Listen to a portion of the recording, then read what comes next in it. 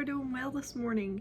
Today is Monday, May 16th, and today in our devotional, it says godly fulfillment.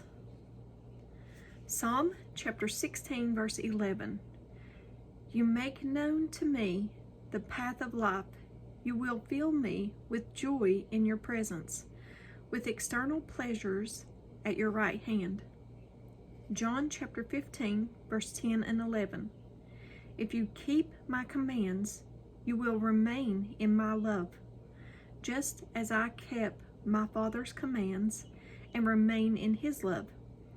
I have told you this so that my joy may be in you and that your joy may be complete. Romans chapter 15, verse 13. May the God of hope fill you with all joy and peace in believing, so that by the power of his Holy Spirit you may abound in hope. Isaiah chapter 58, verse 11. The Lord will guide you always. He will satisfy your needs in a sun-scorched land and will strengthen your frame. You will be like a well-watered garden, like a spring whose waters never fail. Matthew chapter 5, verse 6. Blessed are those who hunger and thirst for righteousness, for they shall be filled. John chapter 17, verse 13. I am coming to you now, but I say these things while I am still in the world, so that they may have the full measure of my joy within them. And at the bottom it says, women often feel dissatisfied and discontent, as if there's a large cliff between them and a happy life. We are trying to build bridges of performance, money, fame, and yet the gap remains.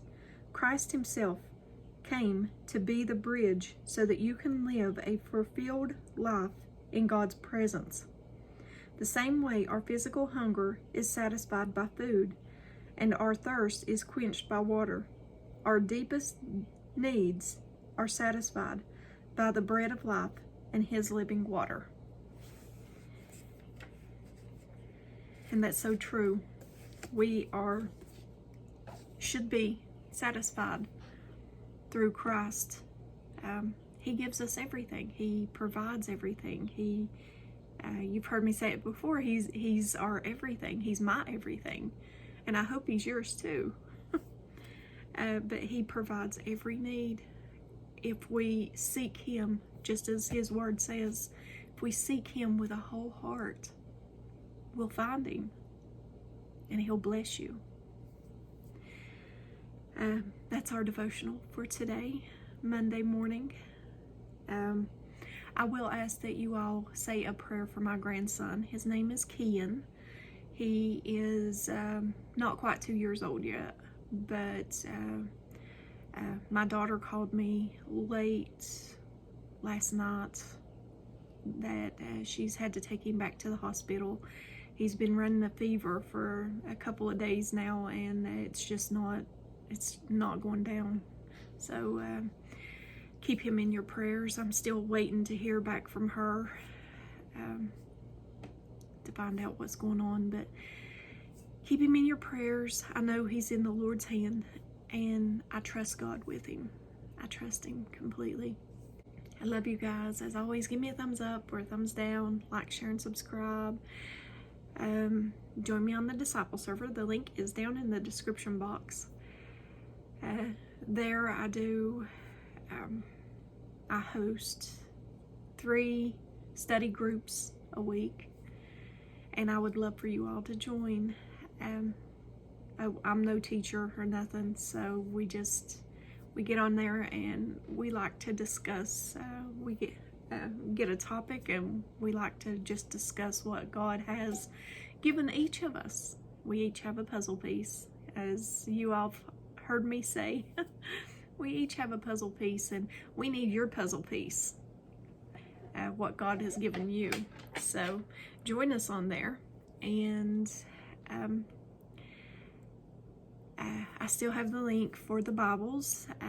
Thank you all for helping me purchase Bibles to give out. We've got quite a bit now, so I thank you all for that very much, and I'm sure others will be greatly appreciative receiving a Bible. The main thing is getting a Bible to at least one to every household.